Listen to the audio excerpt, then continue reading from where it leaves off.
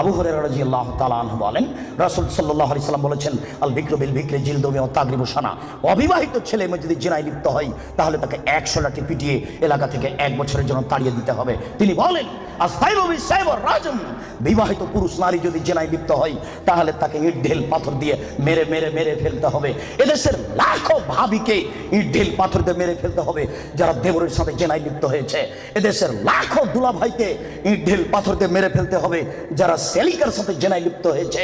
এদেশের লাখো পুরুষকে ইট ঢেল পাথর দিয়ে মেরে ফেলতে হবে যাদের স্ত্রী থাকার পরেও অন্য নারীর সাথে জিনায় লিপ্ত হয়েছে।